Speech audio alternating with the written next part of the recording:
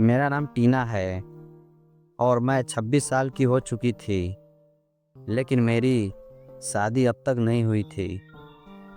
बचपन में ही मेरे माता पिता का निधन हो गया था और उसके बाद मेरे चाचा चाची ने मुझे अपने घर में रख लिया।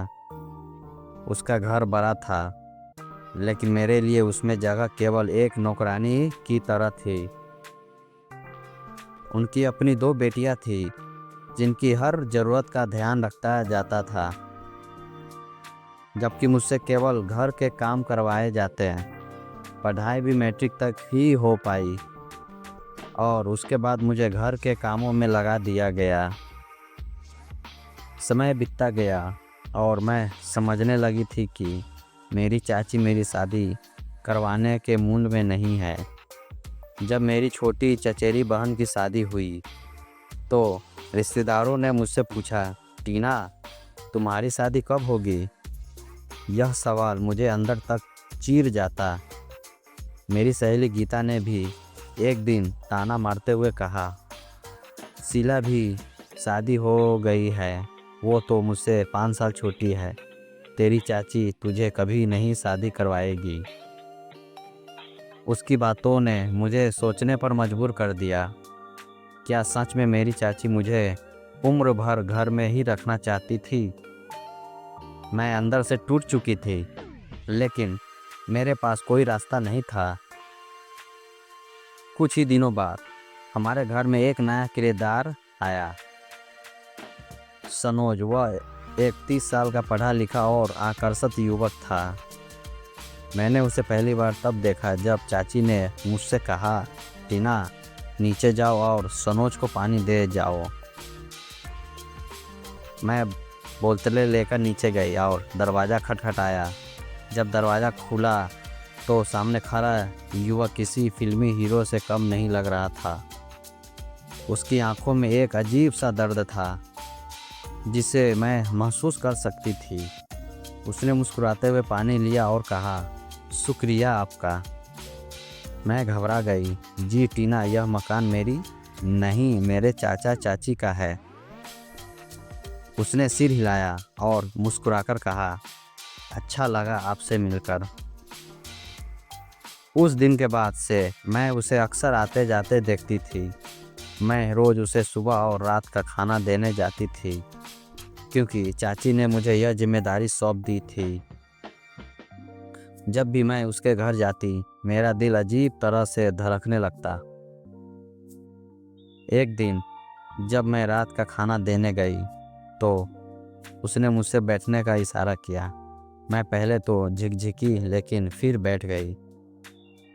टीना, तुम इतनी चुपचाप क्यों रहती हो?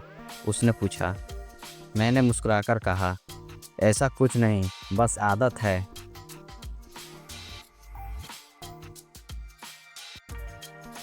तुम्हारी शादी नहीं हुई? उसने अचानक सवाल कर दिया। मैंने सिर झुका लिया। अब तक नहीं हुई, मैंने हल्के से जवाब दिया। सनोज चुप हो गया।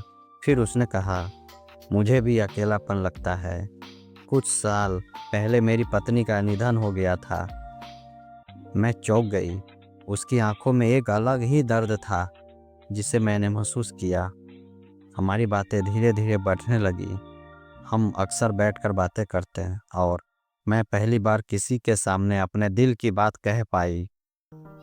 एक दिन मैंने गीता को सनोज के बारे में बताया। वो हंसने लगी। टीना, यही मौका है, तू उसे अपने करीब ला सकती है। मैंने नाराज़गी से कहा, गीता, मैं किसी को बहकाने की कोशिश नहीं कर रही। अरे पागल, तू उसे पसंद करती है ना? मैं चुप रही। क्या मैं सच में उसे पसंद करने लगी थी?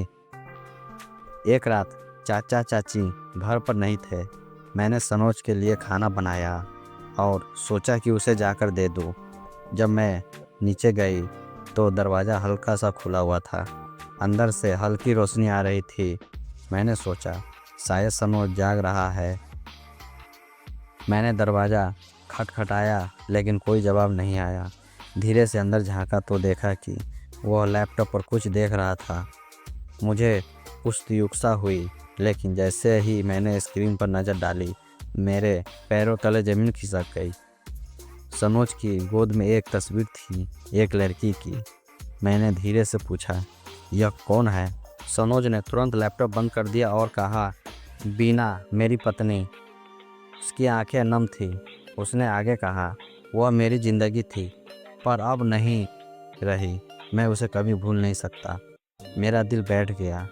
क्या वह अब भी अपनी बीती यादों में जी रहा था? मैंने खुद को संभाला और कहा, अगर तुम्हें अब भी बीना की याद आती है तो फिर? सनोज ने मेरी बात काटते हुए कहा, बीना, तुमने मुझे फिर से जीना सिखाया है। अगले दिन सुबह जब मैं उठी तो देखा कि मेरे चाचा चाची और सनोज साथ बैठे थे। मैं घबरा गई कि वो कहीं सनोज ने चाची से कुछ कह तो नहीं दिया। चाची मुस्कुराई और बोली, टीना, सनोज तुम्हारा रिश्ता मांगने आया है। मैं घबरा गई।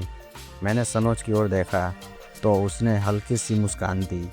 चाची ने आगे बताया, सनोज हमारे मामा का बेटा है। हमने उसे जानबूझकर किराएदार के रूप में रखा था ताकि तुम दोनों एक दूसरे को समझ सको। मेरी आंखों से आंसू आ गए। मुझे यकीन नहीं हो रहा था कि मेरी ज़िंदगी में खुशियों की बहार आने वाली थी। कुछ दिनों बाद मेरी धूमधाम से शादी हो गई और अब मैं अकेली नहीं थी। सनोज ने मेरी ज़िंदगी को एक नया मोड़ दे दिया था। कभी कभी हमें लगता है कि हमारी ज़िंदगी में कोई उम्मीद नहीं बची, लेकिन ईश्वर के पास हमारे लिए कुछ ना कुछ अच्छा ज़रूर होता है। हमें बस सही वक्त का इंतज़ार करना चाहिए। दोस्तों, कहानी कैसी लगी? अगर अच्छी लगी हो तो अपनी राय ज़रूर दें कमेंट बॉक्स ऑफिस में। धन्यवाद।